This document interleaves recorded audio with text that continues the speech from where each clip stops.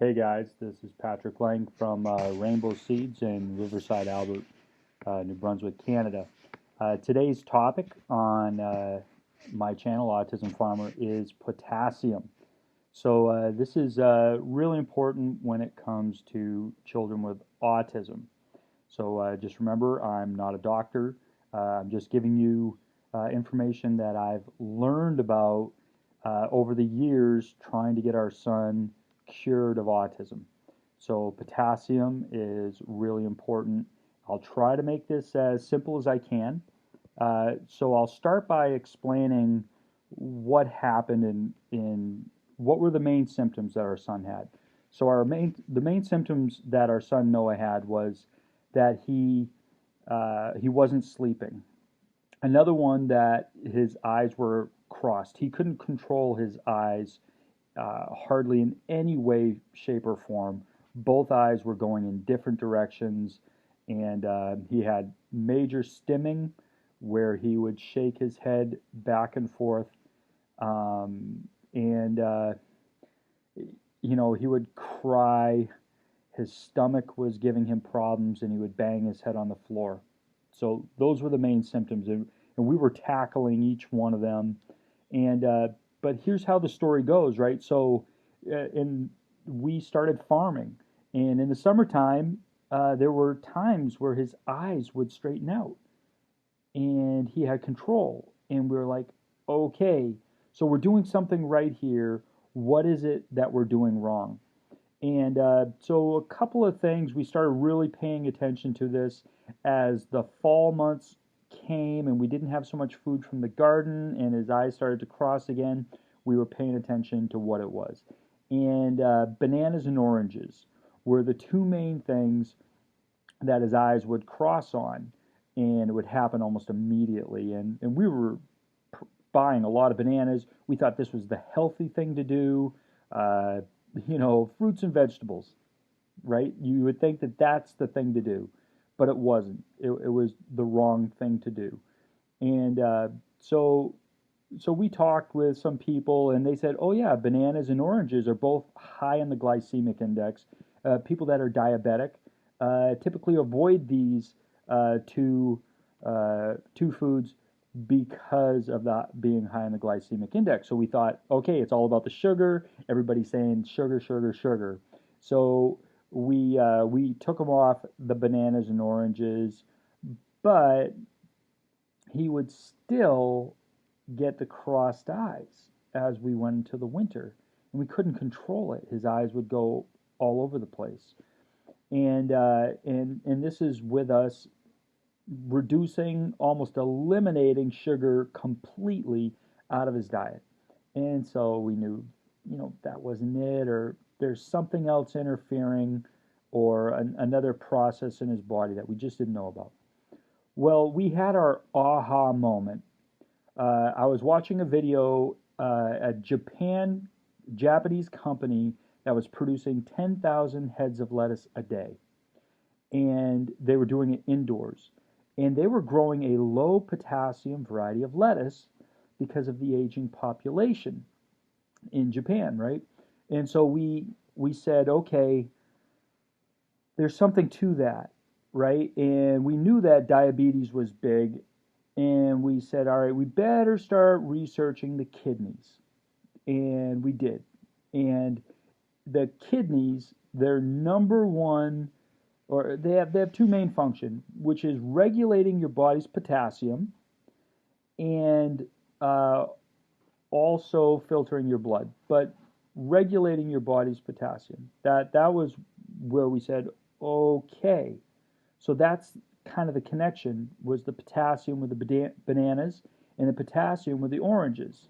And we found out they both were high in potassium, and we found out that some of the other foods that he was eating, we were thinking, let's go healthy, dry fruit and nuts and all of this stuff, and they were all super high in potassium, and it was toxic to him, absolutely toxic.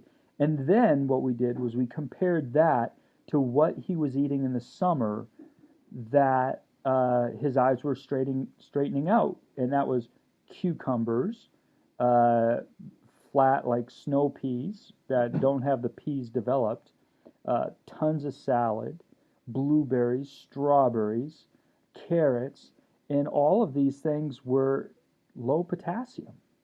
And that's when his eyes straightened out. So we researched potassium a little bit more.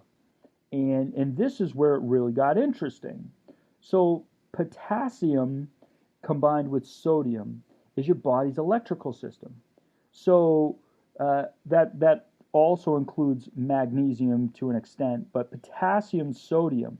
So when you can't balance your potassium and sodium in your body, say your kidneys can't get rid of potassium, and your serum potassium levels start to rise.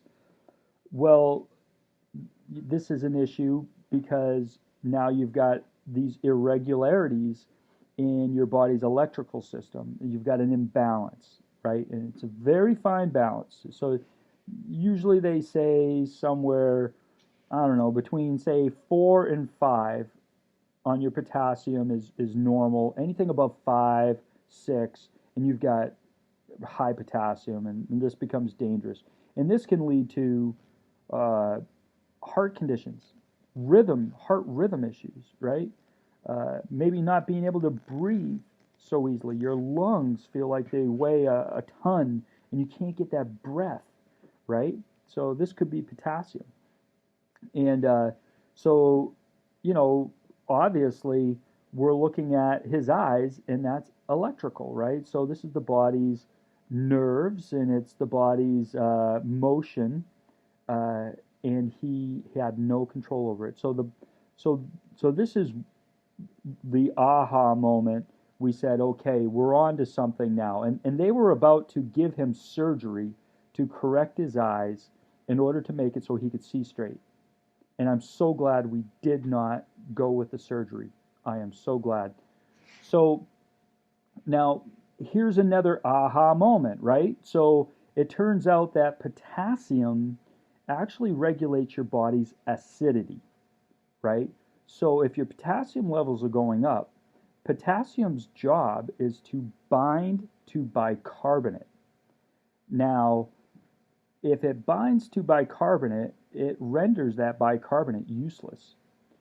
Our stomachs are supposed to be acidic, but our small intestines are supposed to be alkaline so that it can metabolize foods, right? So you run into this issue of acidosis, right? So the bicarbonate typically comes down through the bile duct, and it goes from your liver through your pancreas to your small intestines, and that bicarbonate makes that environment alkaline so that hydrogen can transfer, right? So pH stands for the potential of hydrogen to transfer from one compound to another. And if your body's acidic, that hydrogen stops moving so fast. It doesn't metabolize from one compound to another. And so that's an issue. So say you want to produce insulin in your body, just insulin, right? Insulin's got something like 381 hydrogen molecules and 77 oxygen. You need 381, I think that's what it is, of hydrogen. So you need this hydrogen moving to produce insulin, right? This is important. And it's extremely important because there's so many things in your body that, so much glucose intake that you have to deal with. You have to regulate that, right? So, and what happens if you can't regulate your body's acidity? So your acidity goes up, and all of a sudden now your body's a breeding ground for bad bacteria. It's a breeding ground for cancer, all these different cancers, and all these different health problems, hundreds of them, right? And it's a snowball effect. So if you can't break that potassium snowball effect, then you're in trouble. So now what we learned was, bananas and oranges. Everybody knows bananas for potassium. But what people don't know is that beans and seeds, nuts, have 3 times the potassium. Dry fruit, a ton of potassium, right? So all the things that you would eat that you think are healthy, if your kidneys are not working correctly, right? And I challenge you to say they are working correctly. And I'll tell you why in a second. So, yeah, if you can't get you regulate your potassium, if your kidneys are not renally pushing out that potassium into your urine and getting it out of your body, then you're a breeding ground for health problems and all sorts of electrical related issues and nerve related issues and muscle related issues that depend on potassium as an electrolyte. So, all right, so now this is why I challenge you to be able to say that your potassium levels are fine. And this is why. So, half of North Americans are either pre diabetic or diabetic. And everybody knows that the kidneys and diabetes go together, hand in hand. So, if half the population is in that position, and some doctors are saying everyone ends up diabetic, like everyone, or the majority, right? But I mean, I've heard doctors say that everyone is heading in that direction. That's what the trend is right now. So, you know, this is something that you definitely you have to you have to consider this. So, what are the other things? Coffee, chocolate, the things you love, bread, all the wheat seeds, the things you love, cookies, muffins, donuts. Uh, yeah. So these are all the problems. Now, so what did we do? How did we deal with this? Because it seems overwhelming, right?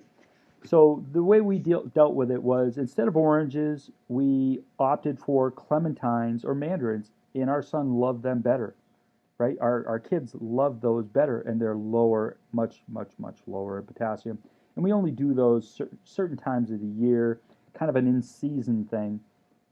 Um, so they can't get enough of salads and greens and all that. So that's wonderful, and we just became better at growing stuff like that. Instead of growing head lettuce, we grow leaf lettuce, because leaf lettuce you can harvest it 3 times from the same plant. So you cut it about 1 inch off the ground. So you leave a little bit, and it grows back, right? And it grows back 3 times before it gets bitter.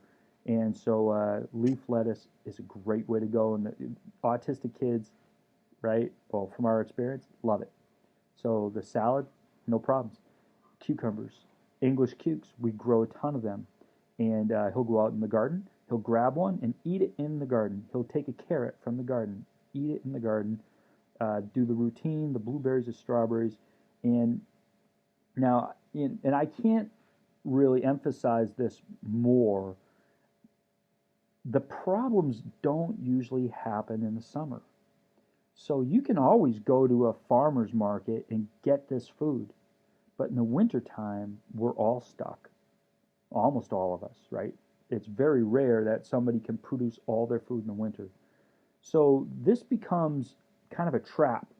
So you work hard all summer, you're doing your crops and everything like that, but by the shoulder months, by the end of the season, you're wiped out, and you just don't want to farm, you don't want to garden anymore, and you're burnt out. And so when it comes time to really get your crops planted for the winter, maybe your cold frames or whatever, by that time you're burnt out. So my suggestion is, everyone, it doesn't matter whether you're autistic or not, or have Alzheimer's or not. Uh, my suggestion is, get your winter greenhouse done.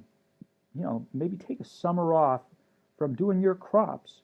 Just buy down at the farmer's market during that summer and get your winter greenhouse set up, right? And automate it so that all winter long you don't have to spend twice or 3 times the money for organic food.